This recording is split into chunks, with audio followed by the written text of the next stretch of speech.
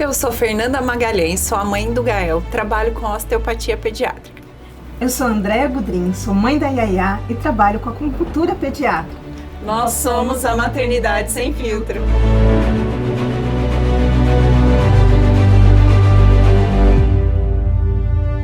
Hoje nós estamos com a Mariana Araújo, ela que vai nos falar um pouco sobre sono. E Mari, se apresente para o pessoal, como você gosta de ser chamada, o que você faz. Eu sou a Mari Araújo, eu sou consultora de sono infantil, sou educadora parental e mãe do Raul e do Caetano. O Raul tem 2 anos e o Caetano tem 4 meses. 2 bebês. 2 bebezões, Meu Deus, eu fico pensando nisso. O Caetano foi planejado ou não? Não, na verdade, assim, ele é sagaz. A gente tava, no final do ano de 2024, a gente engravida. Só que eu acho que ele escutou e entendeu que no final do ano é pra chegar. Aí ele falou assim, pra que esperar? Aí ele veio, mas assim, a gente já tava querendo outro bebê e tal, mas não foi exatamente planejado. Mas o primeiro também não foi, a gente só falou assim, vamos. E aí... Como? Não sei. Gosto a gente dessas vai. ideias. Porque a gente dá um jeito, né? É. Então, vai muito planejadinho. Olha que eu sou virginiana, né? Muito planejadinho, você vai ficando muito sufocado, controlador, nada pode sair do lugar. É verdade. E aí eu tento fazer esse caminho ao contrário, porque senão eu fico bitolada, eu acho. Eu fiquei pensando assim, nossa, imagina ter outro daqui 5 anos. Não, imagina uma criança com 2, outro com, sei lá... Eu acho que para ter mais de um tem que ser um pouco na sequência, né? Porque daí cria junto, são amiguinhos, o trabalho já é... Sabe o que eu pensei? igual. Olha a neura. Não, porque aí você paga a faculdade de um, aí depois você paga a faculdade de outro. Eu já só acho que mais mão de vaca. Eu falo assim, eles vão pagar a faculdade deles, eles que ensinam guardinha ou sei lá o quê, menor aprendiz, e vai. Meu filho, vai, porque eu já paguei muita fralda. É verdade. Entendeu? Então, assim. Vou começar a pensar assim. Mas eu acho que tem um lado positivo pros dois, né? Ou juntinho, que aí é caos, mas aí passa o caos mais rápido. E quando é mais espaçado, você consegue ter mais calma, mas é meio que 2 filhos únicos, né? Porque a fase é muito diferente, né? Então, eu não sei qual que é o melhor, mas eu tô nessa de juntinho. Então, bora. Tô nessa, então tudo bem. E da onde saiu a parte da consultoria do sono? Eu me formei em educação parental antes da consultoria do sono, só que eu sempre soube que existia isso, porque eu sou uma pessoa muito dorminhoca.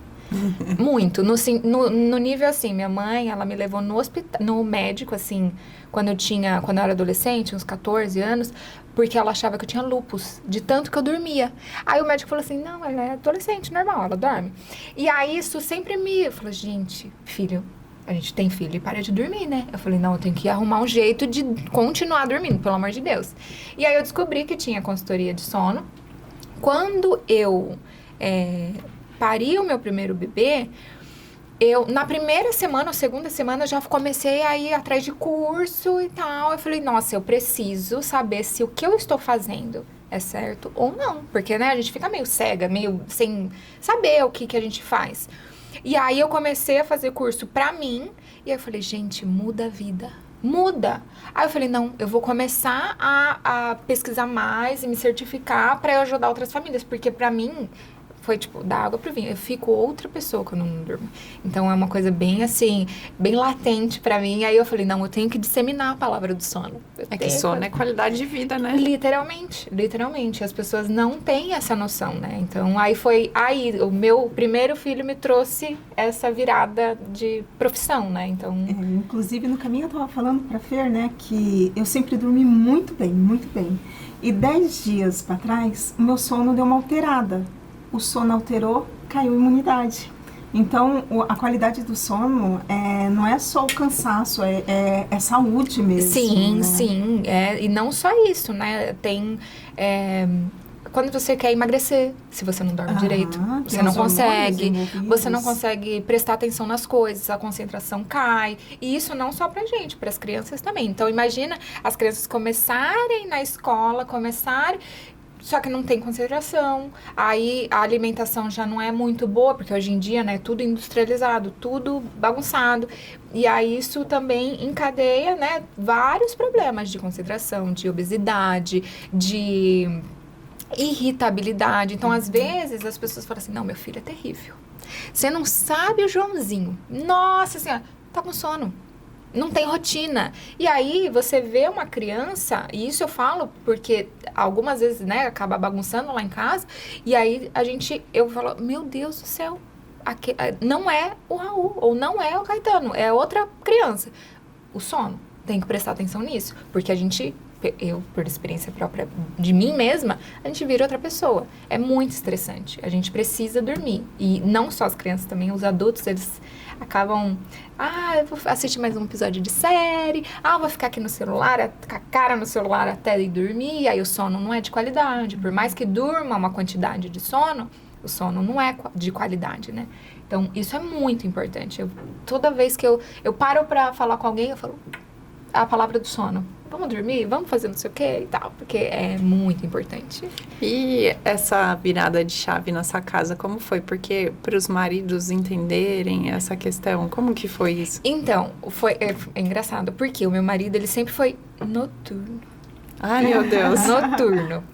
E eu sempre fui dorminhoca, né? E aí a gente tentava equilibrar, mas ele ia dormir 00:30, 1h, e eu tentava 10h30, 11 horas, assim, muito difícil. E aí eu fui, como uma mulher sábia, fui entrando na cabeça e foi mostrando que isso era importante e tudo mais. E antes da gente ter filho, ele já foi se adequando a um sono de qualidade. Eu falei, não tem condições de você ficar jogando, porque ele gosta de jogar online e tal. Jogando no computador até 00:30. Não dá. Depois você não vai conseguir dormir direito. E ele ficava cansado, né? Aquele que a gente já bem sabe. E aí ele foi melhorando o sono. Quando eu engravidei, eu tinha muito sono. E eu fiquei, na primeira gestação, eu fiquei muito carente. E aí eu queria ficar grudada nele o tempo todo. E eu ia dormir 9 horas, eu falei, pelo amor de Deus, vai dormir comigo. Porque eu preciso que você durma, sabe? Bem uma chantagem, assim. E aí ele foi se adequando. Quando chegou o Raul e depois o Caetano já tava tudo lindo e maravilhoso, né? Tudo certinho. Quando chegou o Raul, foi muito mais fácil. Porque a gente já estava habituado a dormir mais cedo, a acordar mais cedo. Então, a gente já estava nesse ritmo. Mas antes foi uma questão. Ele, não, eu sou noturno. E aí, hoje, ele acorda, sei lá, às vezes 5h, tranquilo, vou trabalhar, vou fazer não sei o quê. Ou vou pra academia. Teve uma época, quando o Raul tava com uns 5, 6 meses, era o único horário que a gente tinha pra fazer academia, era 5h, porque a gente queria ir juntos. A gente ia, aí ele, nossa, é muito maravilhoso ir pra academia de manhã. Eu falei, viu? Noturno. Tá. Ô Mari, e tem alguma diferença, vindo pra isso que a gente tá falando, dos bebês e os adultos, o sono? Tem. Porque assim, quando o bebê nasce, ele ainda tá super imaturo, né? Então, ele vai demorar um pouco pra conseguir equilibrar, ficar com sono parecido mais com o do adulto. Então, por isso que os bebês acordam mais, né? A soneca, eles precisam da soneca. Então, quando a gente fala de bebês, eles precisam de mais restauração, então eles precisam de mais descanso do que a gente. Porque um dos hormônios pra gente ficar acordado é o cortisol. O cortisol é o hormônio do estresse.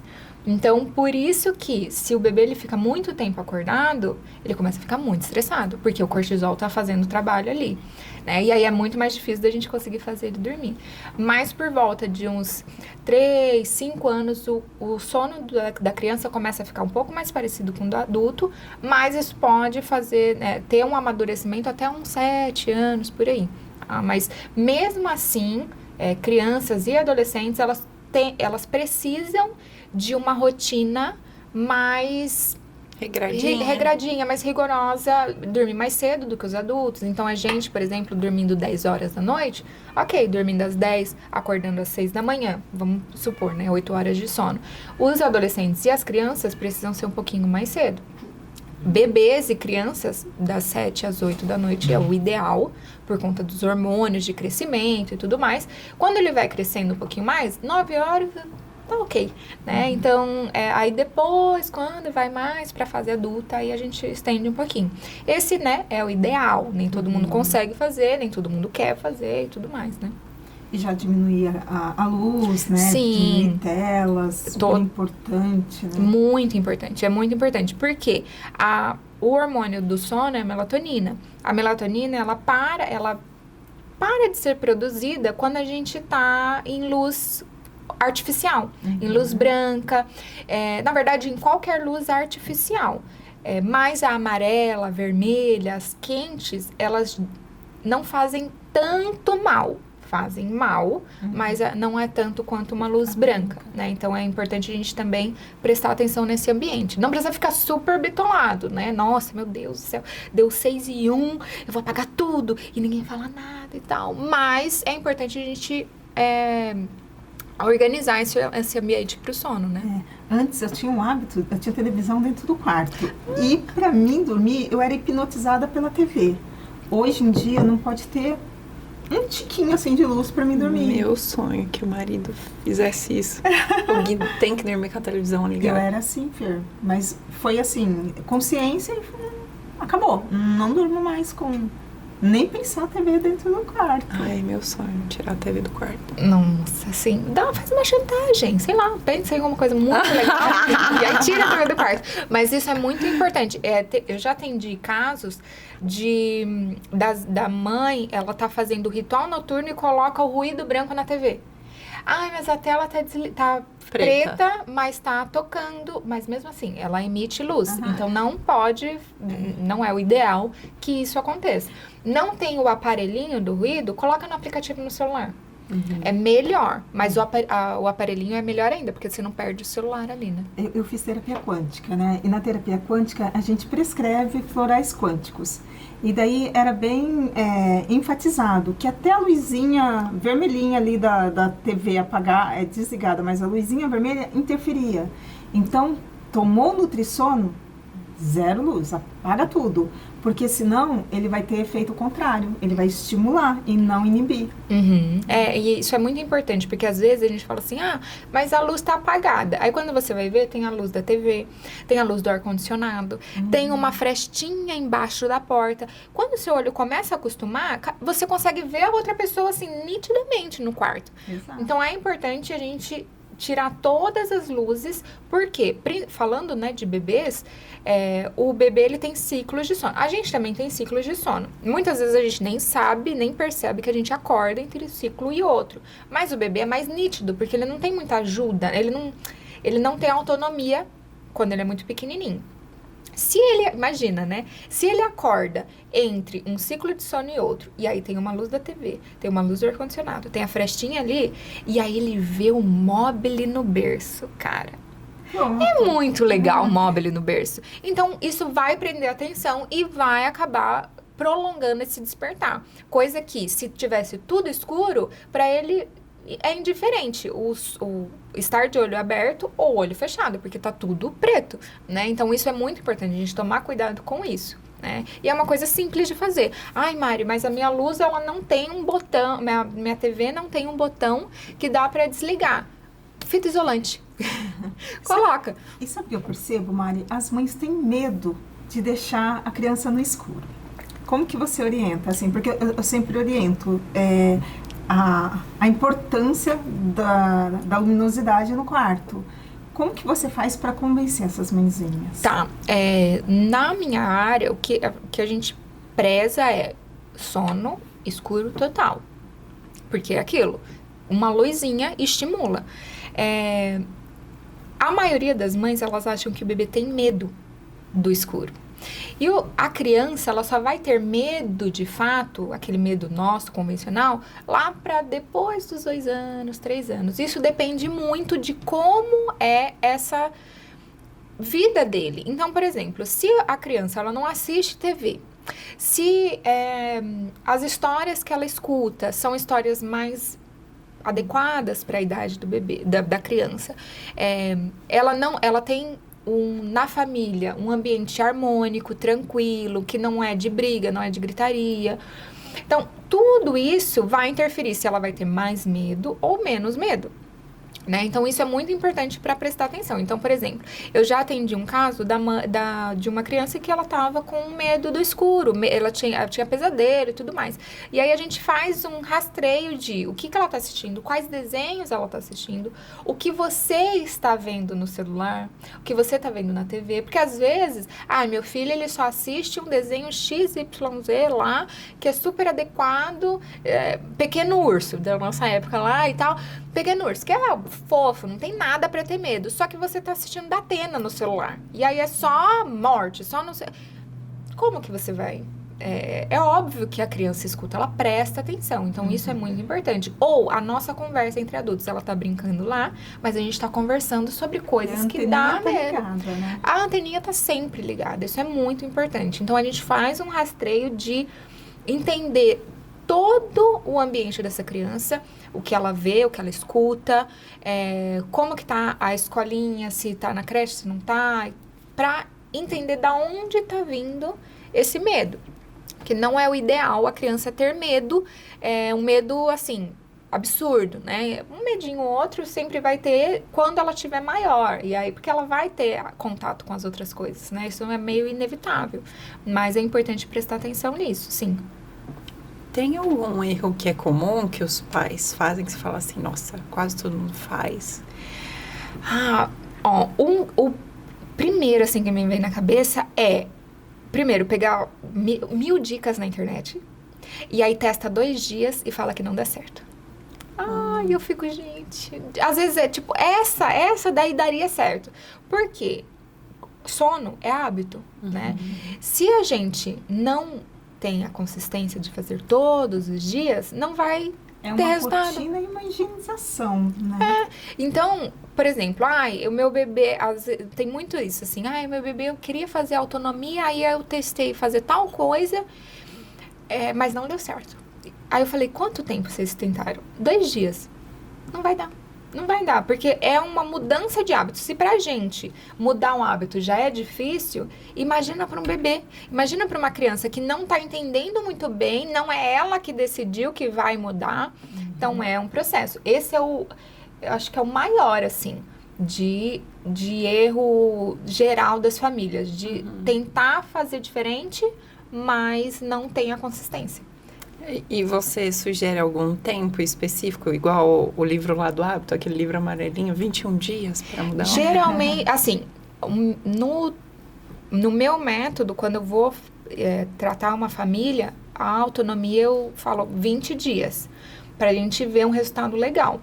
Mas, muitos bebês, assim, você faz 1 semana, você já vê uma diferença muito grande, dependendo do jeito que é conduzido, né? Porque isso faz muita diferença. Mari, você falou uma frase muito importante, você falou tratar a família, né? É super importante, porque não tem como tratar o filho sem tratar mãe e pai. Não. Porque os hábitos vêm deles, né? Sim, é igual quando a gente fala assim, essa criança está sobrepeso.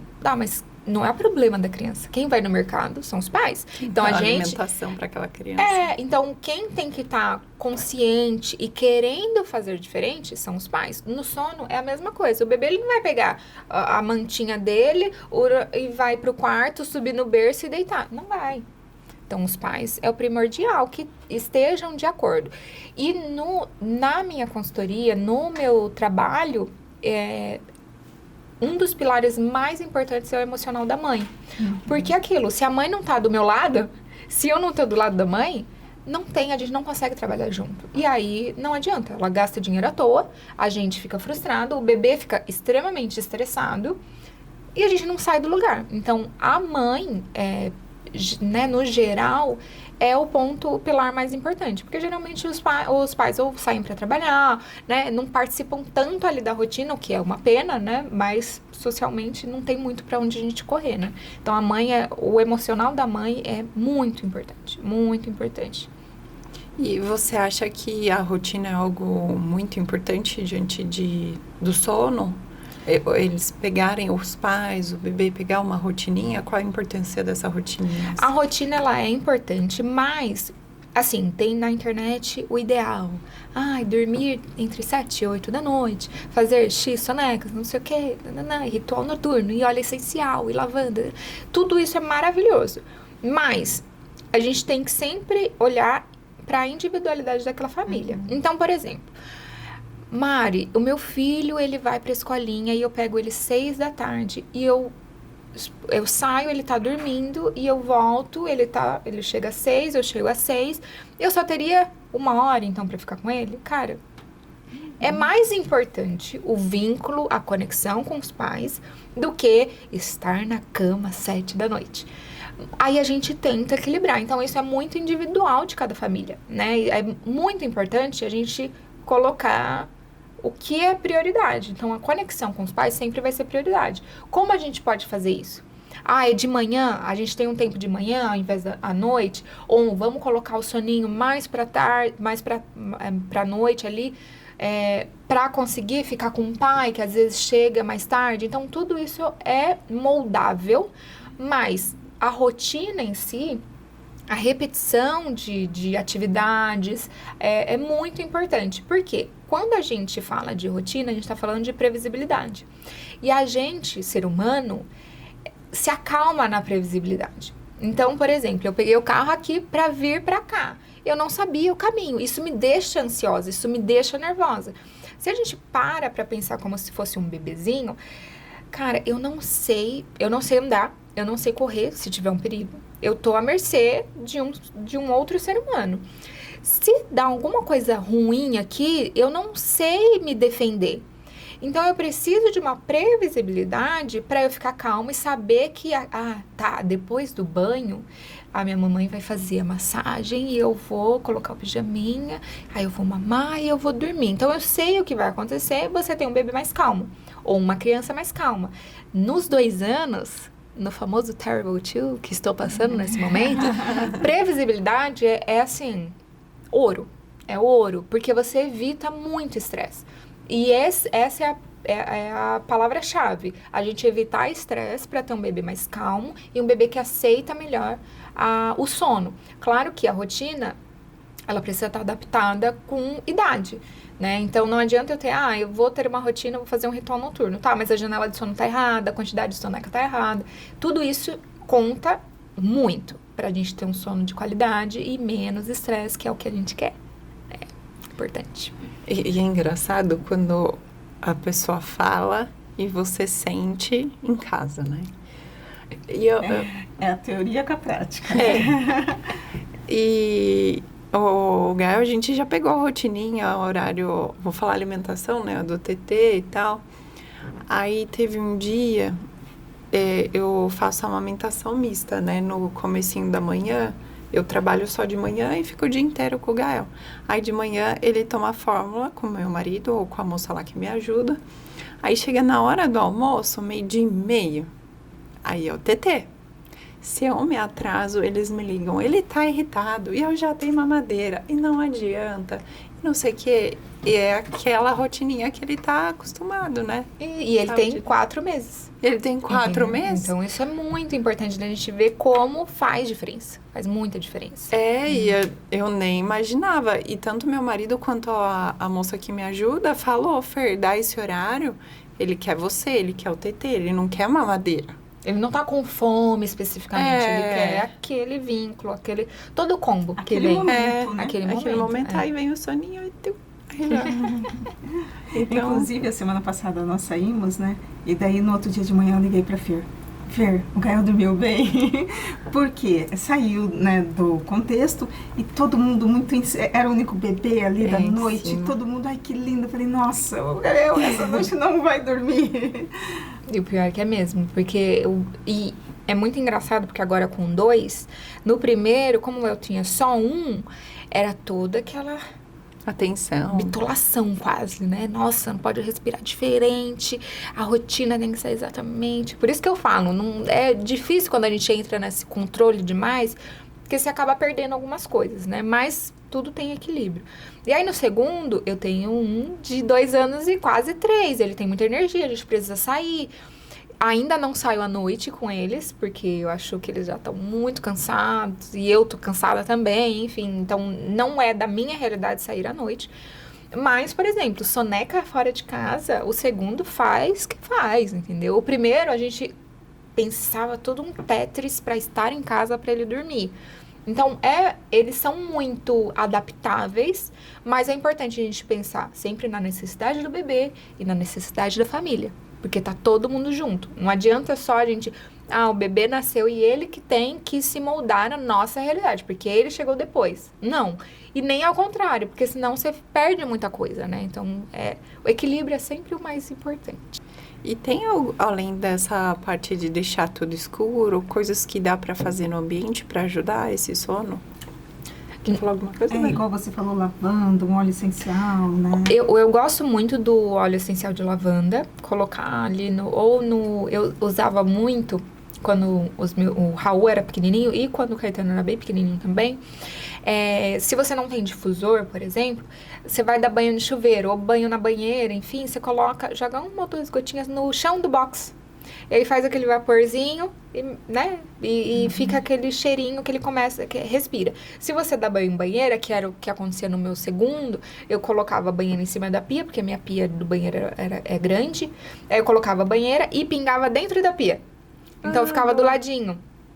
E aí, isso ajudava bastante. Eu gosto muito de lavanda. Uma outra opção também do lavanda, para quem não tem difusor, que é o meu caso, assim, eu só tenho em outros ambientes, e aí eu tenho preguiça de ficar colocando, Saindo de um passando de um lado pro outro. Eu pegava uma folhinha de algodão de limpar a fralda, sabe? De limpar a troca da fralda. Folhinha de algodão, colocava uma gotinha e deixava ali na mesinha. E aí isso não é tão forte para ele usar a noite inteira, porque isso vai dissipando, mas esse começo de noite fica aquele cheirinho. Eu não indico, mas aí eu não sou aromaterapeuta, não sei. Por exemplo, pingar no colchão do bebê, né? Porque pra gente, às vezes fala, né? Pinga uma gotinha no travesseiro. Mas pro bebê eu acho muito forte. Então, mas aí vocês consultem o aromaterapeuta mais próximo de você. Mas o óleo essencial eu gosto muito. Ruído branco, gente. Quem não usa, use. Porque o ruído branco, ele além de diminuir os ruídos externos, então, por exemplo, você tem cachorro, tem sempre um latido. Um motoboy passa, um carro mais barulhento, uma criançada gritando. O ruído branco, ele dá uma diminuída nesse barulho. Então, o bebê, ele não tem aquele super latido na orelha e tal, que dá um susto. Só que, além disso, se você usa sempre, o bebê, ele associa o barulho do ruído branco ao sono. Então, quando você liga, o bebê fala, esse barulho eu conheço. E aí ele vai entrando naquele processo. Então isso é muito legal.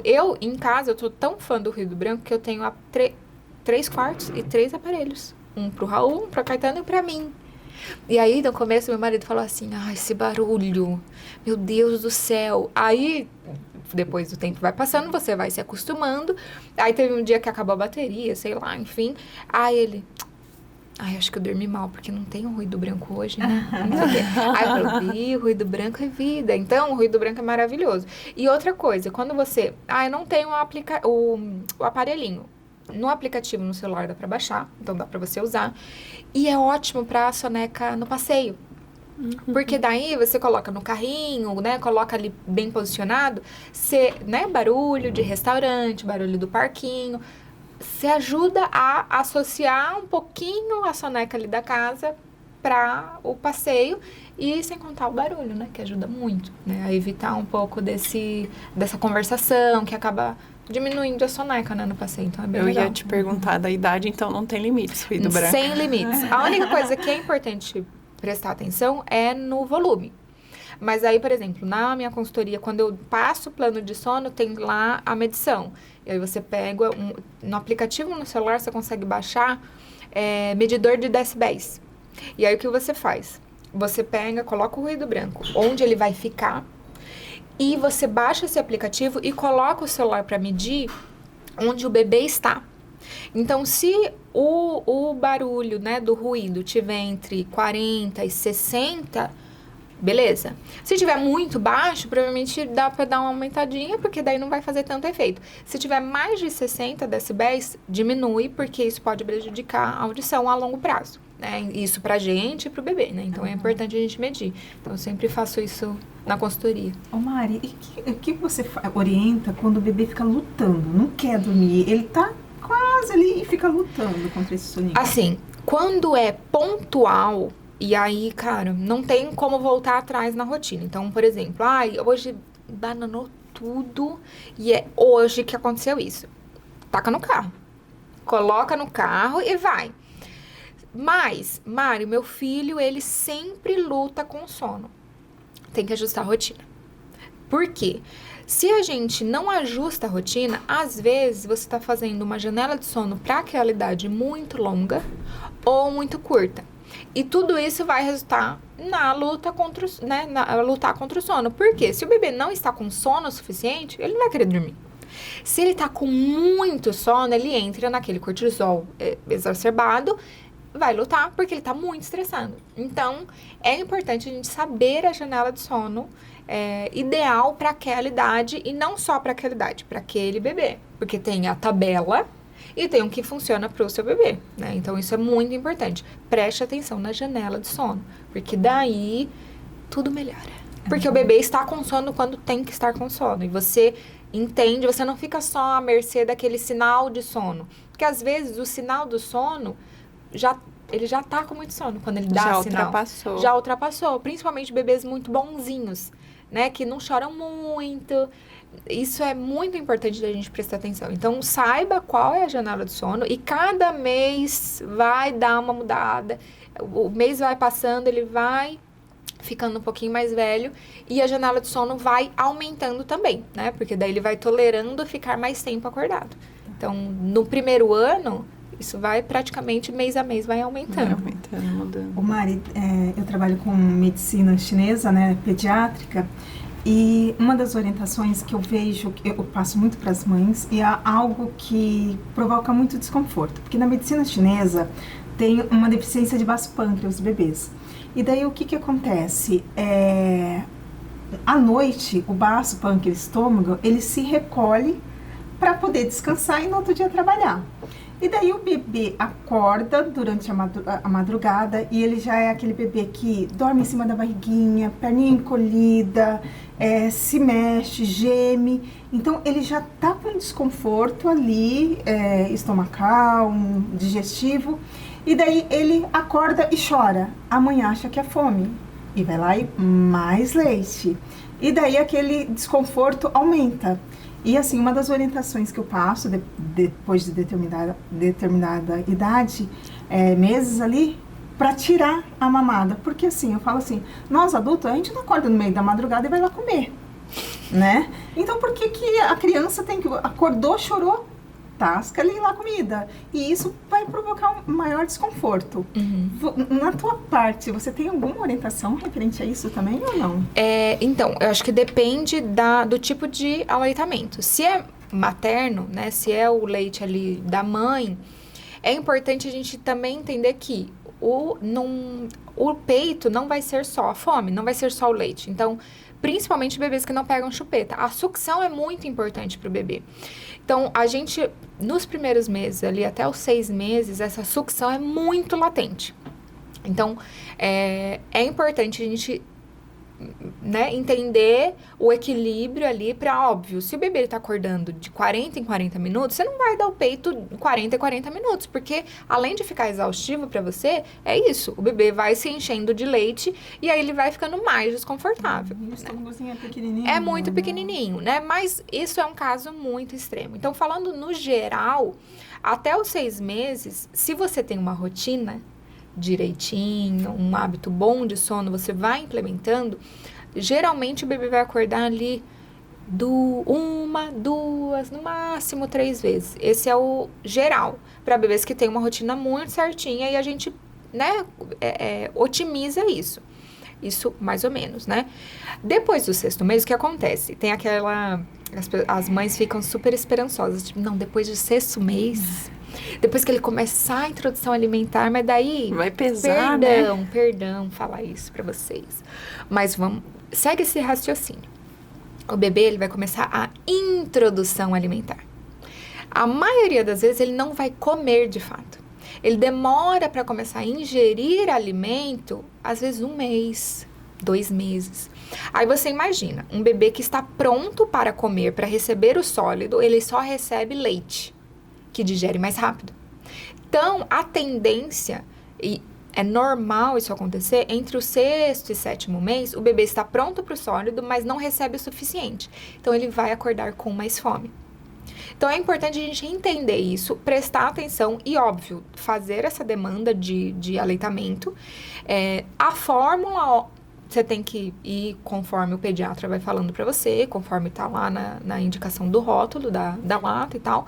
Mas é importante a gente prestar atenção. Mas isso é a chave de tudo. Preste atenção. Entenda se esse processo ele tá evoluindo. Se o bebê passa a começar a comer e começa a diminuir as mamadas noturnas. Por quê? Se você falar, a Mari falou lá no podcast que é normal. Aí dá 8, 9, 10, 1 ano, 1 ano e meio. Não, a Mari falou. Não venha me culpar. Porque eu tô falando assim, na virada da introdução alimentar. Isso é muito comum acontecer. Não acontece com todos os bebês, mas é muito comum. Mas você vai percebendo, o bebê vai começando a comer mais, ele vai diminuindo aquela mamada noturna. Mas, igual você falou, a gente não pode achar que a livre demanda, e aí é um assunto bem polêmico, o bebê faz, tá com o peito. Peito. Porque é isso, você vai enchendo o bebê e aí... Não só em peito, mas em mamadeira. Em mamadeira. Em Porque, mamadeira assim, é muito importante a gente prestar atenção. retirar, no caso da medicina chinesa, retira o bebê, resolve o problema. E aí, quando eu pego o caso, por exemplo, de famílias assim, eu já recebi várias, eu vou desmamar porque o meu bebê, ele acorda muito. Eu falo, calma. A gente vai primeiro organizar a rotina, depois a gente dá ferramenta para o bebê voltar a dormir sozinho e aí a gente desmama. Se você precisar, nunca precisou. Nunca precisamos chegar nisso, porque é uma outra... a gente mexe em outra coisa. O bebê, de fato, ele não vai precisar, dependendo da idade, ele não vai precisar ficar mamando por fome. Ele vai precisar por não saber voltar a dormir, por associação, por, às vezes, falta de tempo, de vínculo, né? De tempo, de quantidade mesmo, com os pais, dependendo da situação da família, às vezes está num momento de mudança de casa, ou estremecendo o casamento, tudo isso tem que prestar atenção. Então, a gente sempre presta atenção no emocional da criança, no emocional dos pais, como tá a rotina no geral, depois a gente vai fazendo os ajustes mais drásticos. Mas, por exemplo, na minha consultoria, nos meus atendimentos, eu nunca precisei chegar a fazer o desmame. Ainda bem que você é educadora parental. Isso é muito... Eu sempre falo que a educação parental, eu dei uma diminuída nos atendimentos, né? Dei uma estagnada ali nos atendimentos, mas ela me ajuda de uma forma que eu não consigo nem codificar na consultoria. Porque não adianta eu chegar pra você e falar, Fer, você vai fazer isso, isso, isso. Com Gael e tal. E aí eu não levo em consideração a sua necessidade, o seu emocional, a necessidade da família, o jeito que você gostaria de criar o seu filho, o jeito que você acredita que é importante fazer isso. Tudo isso tem que ser pensado. Tudo isso tem que levar em consideração. Não é só falar, faz a técnica XYZ e que vai dar certo. Não. Por isso que muitas famílias não conseguem continuar, porque a gente não leva o emocional a sério, não leva ele em consideração. Então, pra mim, é a primeira coisa que a gente pensa. Então, muitas vezes eu tenho que encaminhar a mãe, por exemplo, para psicólogo, pra gente começar a ter a estrutura emocional para fazer o processo. Né? Então, isso é muito importante, muito importante. E falando em emocional, Mari, como que faz pro bebê dormir sozinho? Porque muitas vezes a mãe tem cama compartilhada, e daí a mãe quer trocar, quer que o bebê durma, vai pro quarto. Como que você orienta essa parte? Lá a gente faz esse processo e a primeira coisa é entender que tem que ter consistência. A outra coisa que é muito importante é você estar realmente decidida a fazer isso. Por quê? E aí você tem que estar decidida de fato que você vai fazer essa transição ou vai fazer o processo de autonomia. Por quê? Se você tá mais ou menos, ou você decide naquele dia que você tá super exausta, que você nem pensa direito, você fala assim, eu vou fazer isso amanhã. E aí você volta atrás. E voltar atrás, além de deixar a mãe muito frustrada, porque nela é mais uma frustração ali, mais um fracasso, o bebê ele fica muito estressado de ontem tava daquele jeito, hoje não é mais, aí amanhã é de outro jeito, o que tá acontecendo? Fica aí a insegura, previsibilidade fica insegura, porque a previsibilidade não tem. E aí a gente tendo um bebê que passa por esse processo de vai, não vai, é um bebê que luta muito mais para passar pelo processo. Então, quando você tiver, de fato, decidida a fazer autonomia, aí você faz. Agora, se você estiver insegura, primeiro, tem acompanhamento com o profissional, porque daí ele vai te passar exatamente o passo a passo ali para você seguir. E aí você consegue. Então, para mim, no meu método, o passo a passo, ele é muito gradativo. Mas é muito. É tipo assim, primeiro você pega essa xícara e coloca aqui. Depois, no outro dia, você vai pegar... Sabe? É muito gradativo. Por quê? Um dos medos mais latentes das mães é deixar o bebê chorando. E isso, pra mim, é inadmissível. Porque você não deixa sua amiga chorando. Você não deixa seu marido chorando. Você vai deixar um bebê que não entende chorando? Não faz sentido. Se a gente faz um processo muito gradativo, e eu falo assim porque ele realmente é muito gradativo, o bebê ele vai se adaptando de uma forma que tudo vai sendo familiar. Porque você não vai pegar um bebê que dormia mamando enquanto você estava em pé, ninando ele e cantando a música X, né? Pensando em 1000 associações, com uma naninha na cabeça dele. Você não vai pegar esse bebê e colocar no berço e sair do quarto no outro dia. É tortura. Na minha opinião, isso não faz sentido nenhum. Então, a gente vai tirando associações aos poucos, e aí você tira uma associação, dá uns dias, tira outra associação, dá uns dias, volta atrás numa associação se você vê que é um bebê muito sensível. Então, você vai passando gradativamente, tirando as associações para ele ir se acostumando até que ele pegue no sono sozinho. Ou pegue no sono com o mínimo de ajuda possível. Porque tem tipos de autonomia, né? Então, tem um bebê que você coloca no berço e ele capota, dorme sozinho. Tem outros bebês que eles vão mamar no peito ou na mamadeira, e aí ele pega no sono no colo, ou só dando uma balançadinha, e tá tudo bem. Se isso não prejudica o sono noturno, então, é aquele bebê que ele precisa estar de jeito X, porque no despertar noturno de 2 da manhã, eu tenho que fazer a mesma coisa. Se não é nesse sentido...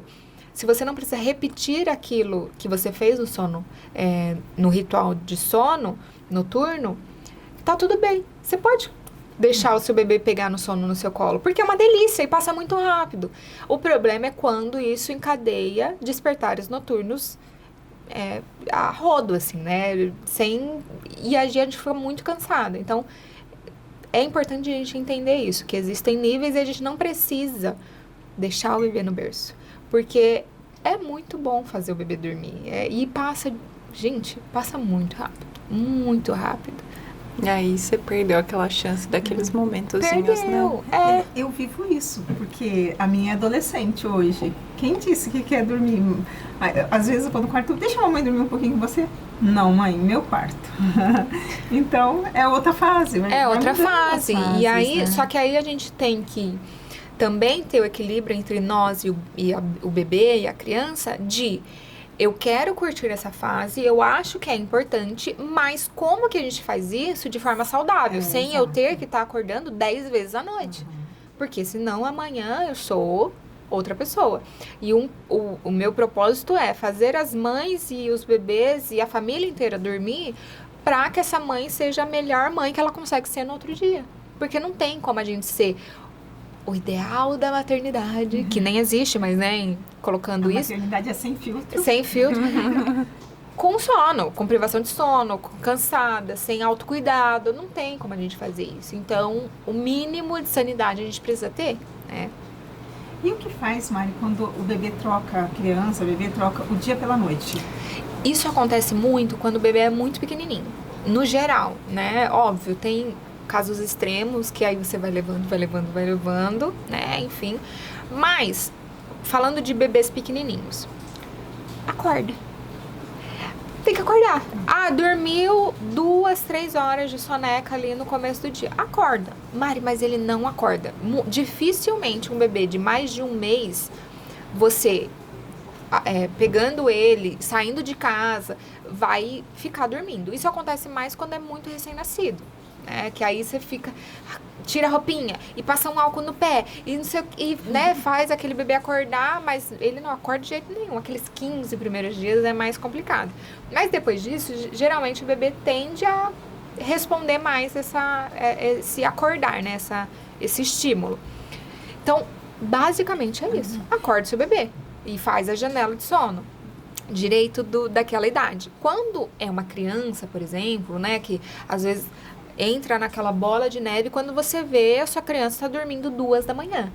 E aí você começa a acordar essa criança gradativamente mais cedo.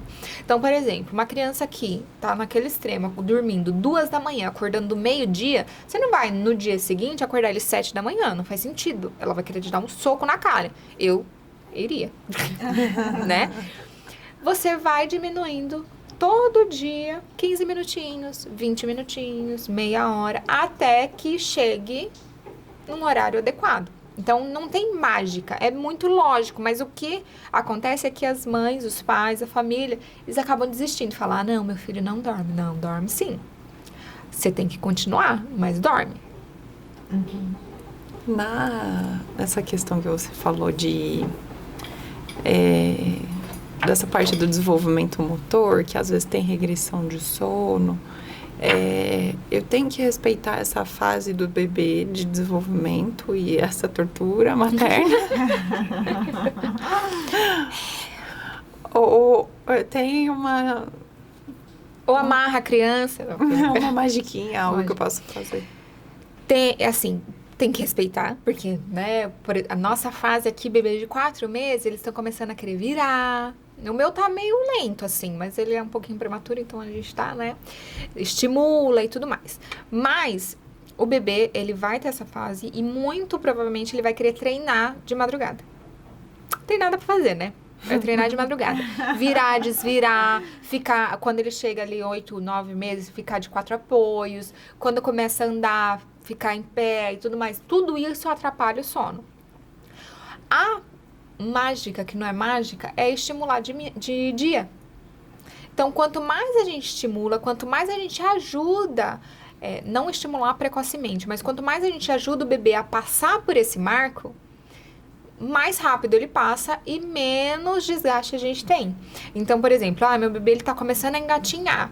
Eu não vou deixar ele preso no carrinho o dia todo. Porque senão, além de atrasar o desenvolvimento dele, ele vai precisar treinar de noite.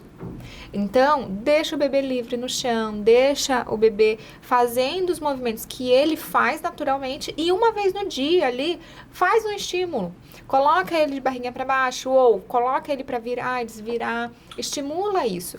É muito importante para ele passar pelo marco mais rápido e deixar a gente dormir em paz. Então, eu tô fazendo certo. Olha, esse problema não tive, porque minha filha, ela tão dorminhoca, e o meu marido também era. E ele conta que quando ele era criança, o pai era dono de supermercado. Ele sumia, os pais iam procurar, ele estava dormindo nas prateleiras. Imagina. E a Yasmin teve uma época que ela sempre estudou na mesma escola, e ela período integral. Ela ia, de manhã, ela dormia. Dormia tudo. Tinha um colchãozinho na sala, por barulho que fosse, ela dormindo na sala. E ela estudava na parte da tarde, porque ela dormia. Tipo você, pleníssima, assim, pleníssima dormindo. Mas é muito engraçado, porque eu sempre fui muito dorminhoca, mas eu nunca consegui dormir na sala. Nunca. Eu acho que eu sou muito fofoqueira, muito ligada e tal. Eu ficava, meu Deus, o que tá acontecendo? Eu quero participar. E nunca consegui. A minha irmã já conseguia. Ela, ó, baixava a cabeça aqui, ó, dormia. E eu nunca. E assim, até hoje, os dois são muito dorminhocos. É maravilhoso. Muito. Quando a gente consegue dormir, né, claro. Nem me fale, mas a sonequinha do sofá é tão boa, gente. Sabe aquele soninho no sofá? A Fer falou até agora, assim, já num ritmo de sono. Né? Ela foi se jogando. Foi diminuindo o tom de voz. Mas você acredita, eu sou tão dorminhoca assim, mas também meio alerta, que essa soneca no sofá eu não consigo fazer. Não consigo. Vou dormir, aí eu preparo, eu falo, eu estou indo dormir. Eu fecho cortina, eu fecho porta, eu ligo o meu ruído, ligo o ventilador. Porque mesmo que tiver meu friozinho, aí eu uso edredom. Meu marido me acha muito maluca, que eu às vezes ligo o ventilador e coloco o edredom. Porque é muito gostoso. E aí eu durmo, só que o problema é que eu não durmo, eu faleço. 2 horas. Assim. Então eu evito dormir de dia, porque senão eu perco o dia. Né? Então é bem complicado pra mim. Mas... E uma outra coisa é que eu não conseguia dormir quando eu tava de dia, quando eu tava cuidando do Raul. Ah, ele ia dormir... Nossa, eu até tratar na terapia. Eu achava que... Eu pensava assim, meu Deus, se alguém entra aqui e sequestra a criança. Eu pensava umas coisas assim, no primeiro, assim, eu era bem Mas doida. Eu acho que é ligado ao alerta. Supermãe, né? Então, aí alguém tinha, ó, eu estou indo dormir, fica de olho nessa criança. Aí eu desligava. Mas se ele estava do lado, eu que estava responsável naquele momento, por mais que tivesse outras pessoas em casa, não rolava. Eu queria ter a cabeça da minha irmã, a Adelaide. Eu não lembro quantos anos tinha a minha sobrinha. Ela tirava todas as pontas, tudo que ela podia que fosse perigoso. Colocava colchonete no quarto inteiro, assim. Criança, faça o que você quiser, eu tô indo dormir. Nossa, eu queria ter a filha da sua irmã, porque o meu, ele tá num quarto acolchoado. Ele vai achar um negócio perigoso. Ele é a da aventura. Ela colocava até os negocinhos na tomada. Nossa, o meu falou assim... Enfia. Esses dias, eu pisquei. Quando eu olho, eu uso grampo de cabelo. Quando eu olho, eles pegou o grampo de cima da minha mesinha de cabeceira e enfiou na tomada. Jesus! Mas eu não sei como é que ele não levou um choque. Eu dei um grito e, cara, eu levei um susto, porque eu Meu pisquei. sono já. Ai. Não, sério, eu levei um susto, meu Deus do céu. Dei um Ai, grito ai. e voei. Aí ele ficou tipo, o quê? Eu falei, menino do céu.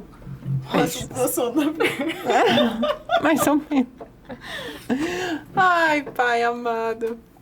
Mas estamos indo pra finalização mesmo. Tá por causa do bom. horário, né, Fer? Eu já não tô Normalmente a gente faz assassinando. 1 hora, tá, Mari?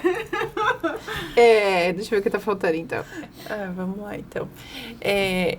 Mari, o que você deixaria de mensagem para as mães sobre sono ou algo que você deseja deixar um legado, assim? Às vezes a gente fala uma palavra e às vezes fica para sempre na cabeça da pessoa, né? Então, algo que você gostaria de deixar para as mães. Como profissional e como mãe, né? Assim, eu gosto muito da gente pensar, porque todas as mães, principalmente, né, querem fazer o melhor.